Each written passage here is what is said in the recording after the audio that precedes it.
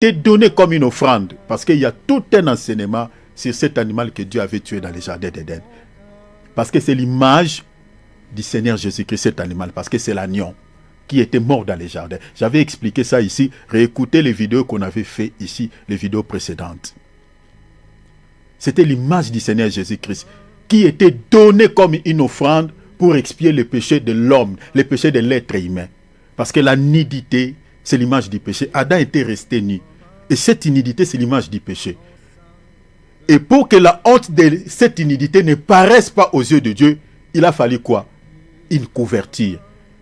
Et on ne pouvait pas récupérer n'importe quelle couverture parce que Adam de lui-même avait confectionné des vêtements avec des feuilles de figuier pour couvrir sa nudité. Mais cette couverture n'avait pas plu à Dieu. Vous comprenez? Donc l'homme de lui-même ne peut pas se sanctifier si Dieu ne le sanctifie pas. Parce que c'est ça ce qui est dit dans l'épître de 1 Thessaloniciens chapitre 5, que le Dieu de paix vous sanctifie. C'est-à-dire, la sainteté c'est l'affaire de Dieu, c'est Dieu qui sanctifie.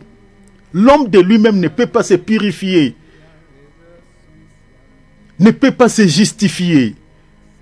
Vous voyez, c'est ici même nous renversons l'enseignement qui est donné à l'Église catholique, que non, si vous faites beaucoup des œuvres, voilà, ces œuvres-là, si vous êtes dans le péché, vont couvrir vos péchés. C'est du n'importe quoi, c'est du mensonge.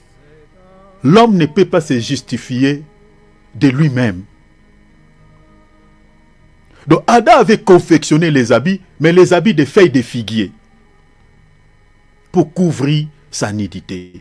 Et vous savez que la Bible dit, si vous lisez dans la traduction Louis II, la Bible dit que Adam avait fait des vêtements, avait fait des ceintures. Attendez, j'aimerais lui, dans la traduction, attendez, ici je n'ai pas la Bible, je vérifie rapidement sur mon antenne. Regardez, il y a un élément important ici, j'aimerais vous lire cela, ça me vient en esprit. Regardez, c'est juste un récapitulatif, à part ça vite fait. Hein? Regardez, on lit le verset 7, Genèse chapitre 1er, verset 7. Regardez, la Bible dit ici, les yeux de l'un et de l'autre s'ouvrirent, ils connurent qu'ils étaient nus. Et ayant cousu des feuilles de figuier, ils s'en firent des ceintures. Dans la traduction, ces mères ont dit, ils en firent des vêtements. Des pannes plutôt. Hein, des pannes, voilà. Des pannes, c'est des vêtements. Vous voyez? Mais ici, dans la traduction, Louis II dit, ils en firent des ceintures. Certaines personnes diront que, mais est-ce que la ceinture peut couvrir la nudité de quelqu'un? Bien aimé, la Genèse, c'est un livre prophétique. Si vous n'avez pas l'œil, ça, ce n'est pas une erreur. Les gens qui ont traduit ça, ils ont bien traduit. Ce qu'Adam avait confectionné comme habit, c'était une ceinture.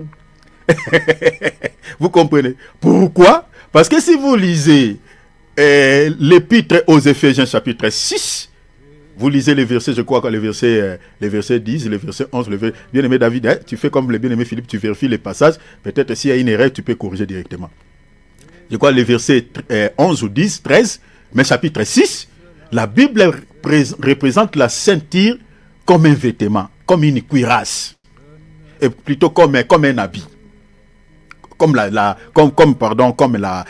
Pardon, j'aimerais dire quoi? Je perds le fil, désolé, parce que je parle trop rapide. La Bible représente la ceinture comme la vérité, voilà. C'est ça ce que je voulais dire. Comme la vérité. Vous comprenez? Donc vous comprenez ici, Adam et Ève, en devenant nus, ne demeuraient plus dans la vérité. Parce que celui qui demeure dans la vérité, c'est celui qui demeure dans la sainteté, c'est celui qui est juste aux yeux de Dieu. Vous comprenez? Et celui qui ne demeure pas dans la vérité, c'est quelqu'un qui demeure dans les mensonges ou dans les péchés. Est-ce que vous voyez cela? Donc, ce qu'Adam avait fait ici, c'est prophétique. Mais Adam ne pouvait pas couvrir sa propre nudité par les vêtements qu'il avait cousus, qu'il avait confectionnés lui-même. Parce que l'homme ne peut pas se justifier de lui-même. L'homme ne peut pas couvrir ses péchés par ses propres efforts. Et c'est ainsi, le Seigneur avait fait quoi? Le Seigneur lui-même avait en fait confectionné un habit pour pouvoir couvrir la nudité de l'homme. L'habit ici, c'est la justification.